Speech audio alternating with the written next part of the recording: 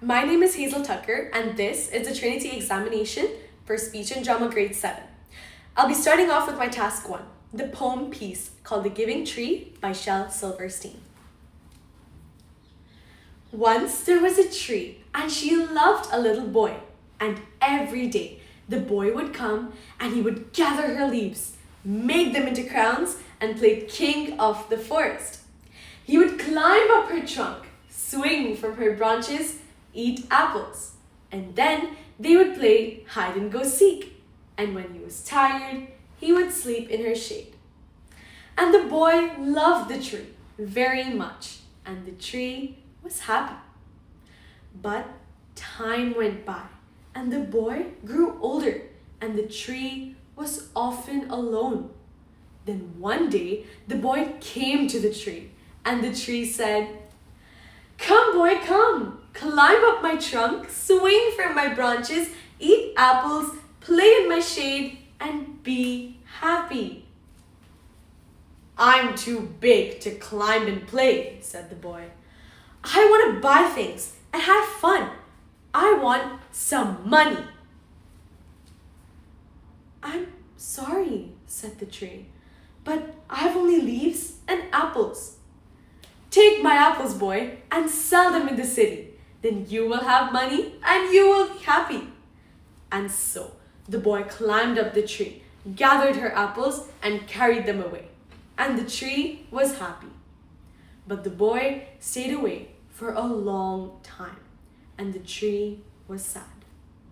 And then one day, the boy came back to the tree, and the tree shook with joy, and she said, "Come, boy, climb up my trunk and swing from my branches and be happy."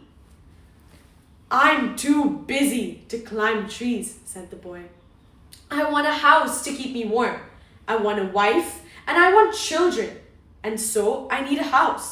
Can you give me a house?" "I have no house," said the tree. "The forest is my house. But you may cut off my branches and build a house. Then you will be happy."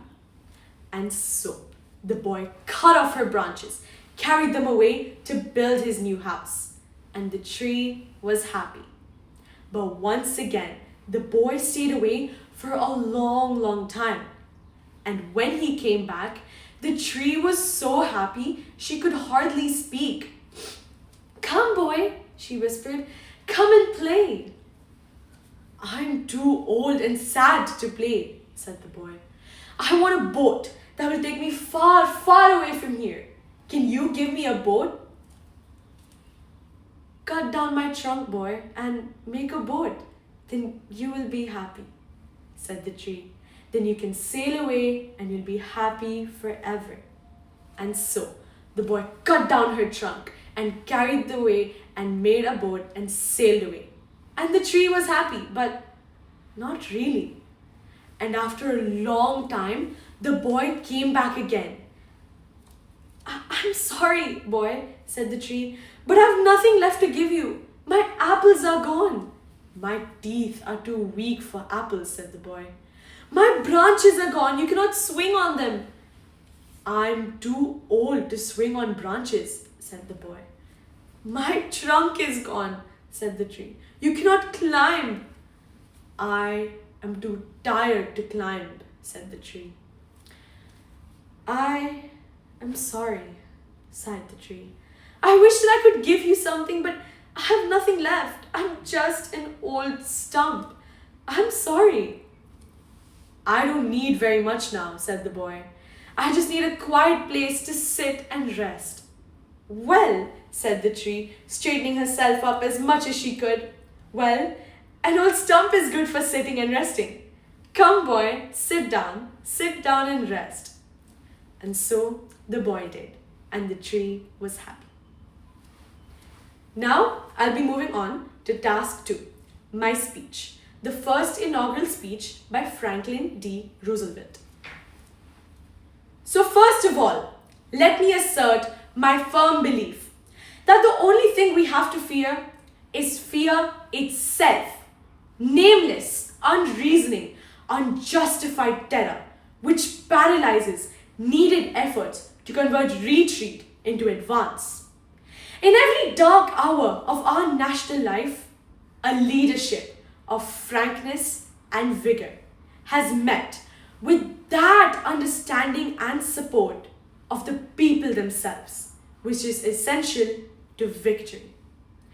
And I am convinced that you will yet again give that support to my leadership in these critical days.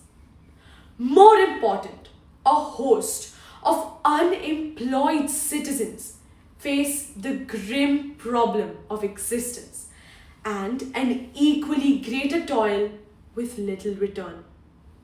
Only a foolish optimist can deny the dark realities of this moment. Our greatest primary task is to put people to work. This is no unsolvable problem if we face it wisely and courageously. There are many ways in which it can be helped, but it can never be helped by merely just talking about it. We must act and act quickly. I am prepared under my constitutional duty to recommend the measures that a stricken nation in the midst of a stricken world may require. These measures or such other measures or that the Congress may build out of its experience and wisdom, I shall seek within my constitutional authority to bring to speedy adoption. But in the event that the Congress shall fail to take one of these two courses, and in the event that the national emergency is still critical, I shall not evade the clear course of duty that will then confront me. I will then ask the Congress to use the one remaining instrument to meet the crisis board executive power to wage a war against this emergency, as great as the power that would be given to me if we were in fact invaded by a foreign foe.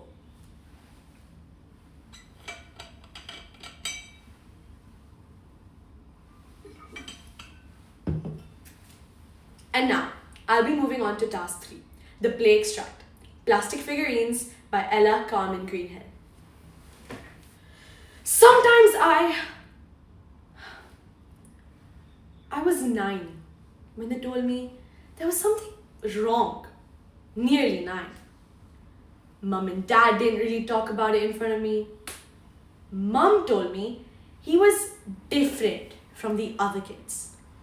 They didn't really say much in front of me. But when I think about it now, maybe they didn't say anything to each other at all. When I was small, I used to wake up in the night, probably about 10 o'clock, because I could hear them laughing. I'd never cry, because it was nice, it was nice to hear my mum and dad laughing together. Mum told me that there was something in his brain that was different. She said that he liked to put his toys in lines, and that was something that they said was like, a symptom or whatever. I used to go into his room and see all his stuffed animals in a line. And I'd mess the line up. I'd mess the thing entire up. Because, that would make him, After they told us that there was something wrong, the house got dead quiet. They didn't laugh. He couldn't handle it. He couldn't even handle. Dad couldn't handle the embarrassment, I think. Idiot. She was a good mom, Too good. People would look. You know that look when people give at kids when they misbehave? When you know that there's something different, there's something wrong, they'd look at him like, he can't even help it. That look of pity. And I'd smile. I'd smile at them. You know that smile where you tilt your head as if you're on the same page as them? I'd smile that smile. Ever since I was 10, I'd learned that apologetic, awkward smile ever since I was 10. I was ashamed. embarrassed of him when I was 10. I love him. I love him so much, but sometimes Now, I'll be moving on to task 4, expressive reading. To the Little Girl in a Village Home I Never Met by Jennifer Wong.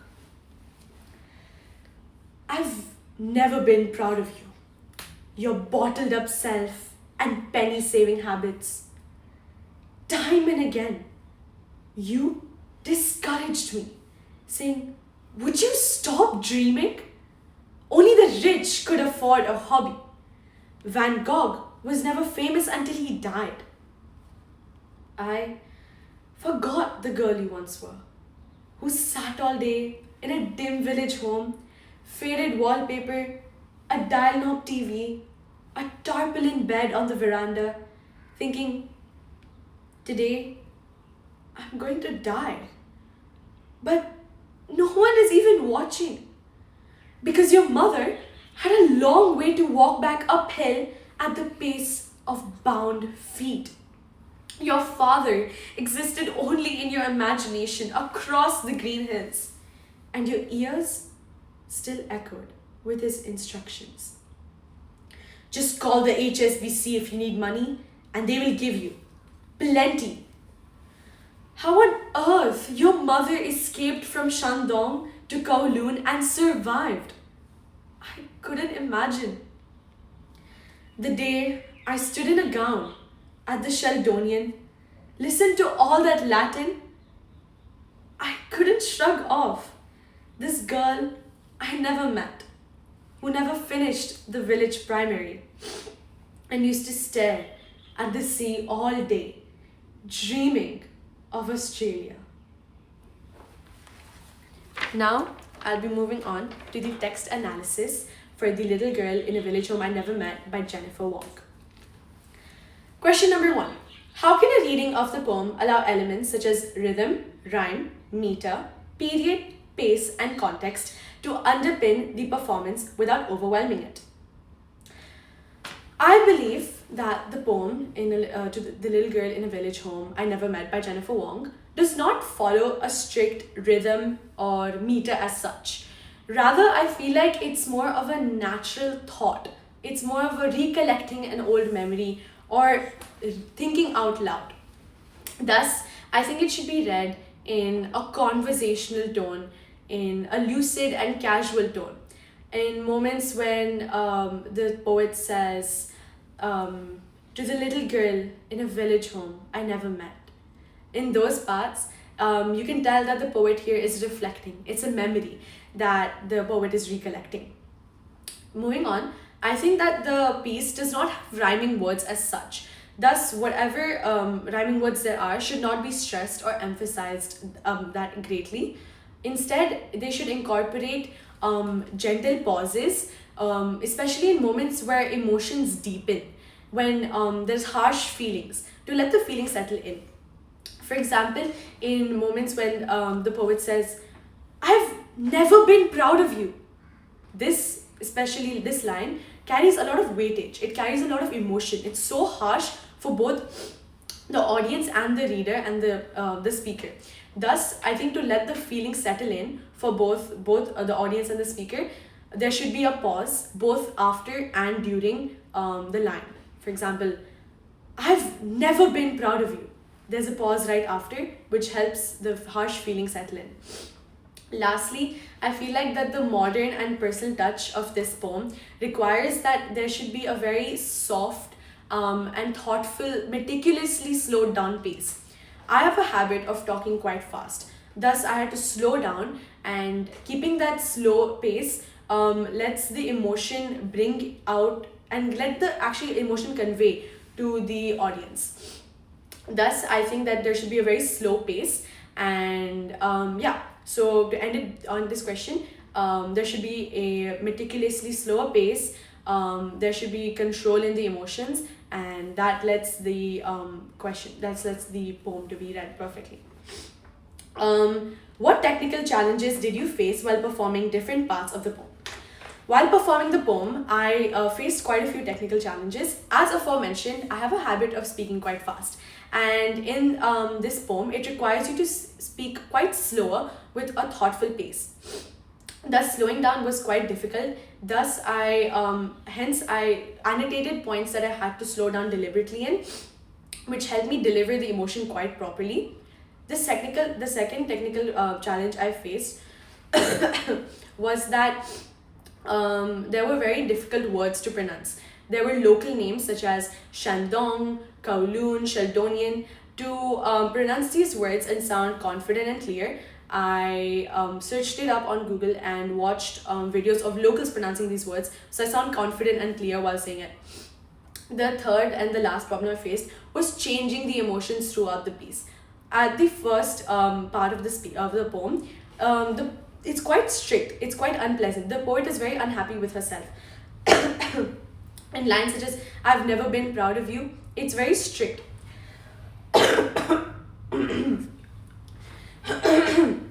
Thus, thus it was very strict.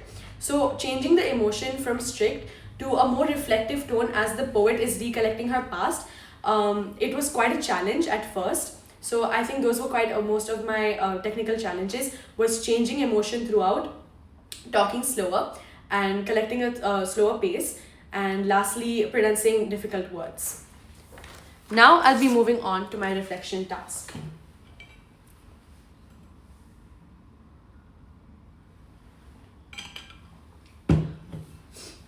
Reflection task, section 1, question 1.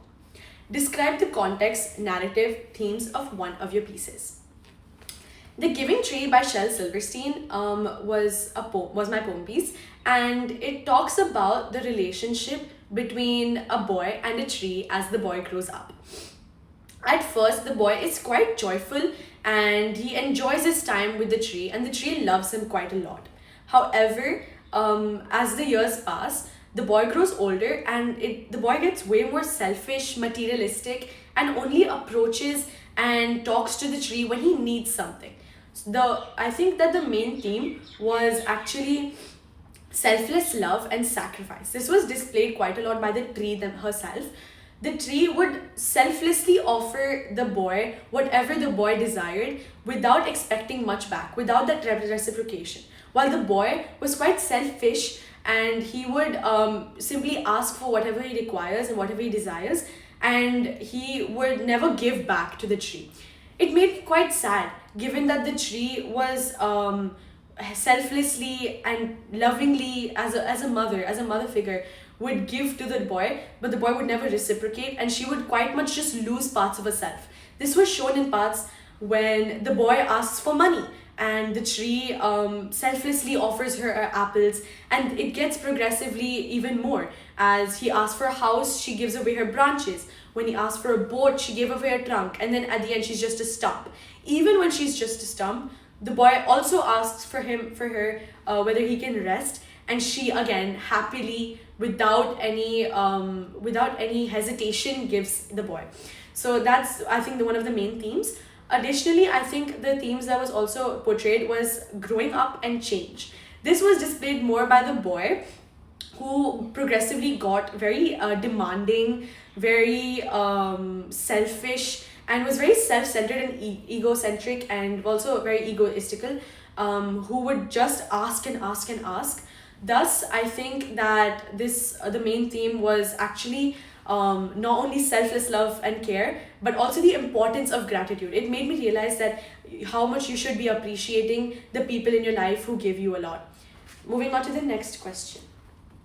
How did you connect to one of your characters' emotional journeys through your performance? In my opinion, I emotionally resonated and connected with the poet by Jennifer Wong, To the Little Girl in a Village Home I Never Met. The poem is very sentimental, and it really chokes me up when I read it myself, because the poet expresses how lonely she is and how there was no one who really took care of her. Given that her mother would work so hard, her father wasn't present, she was alone, she was trapped, she was isolated, she didn't have anyone to rely on. It's basically as if she grew up by herself. And given that that is the scenario, she was quite lonely, she was unknown, and there were lines such as, especially in the line when she says, "Today I'm going to die." It really touched me, genuinely. And I had to, what do you call it?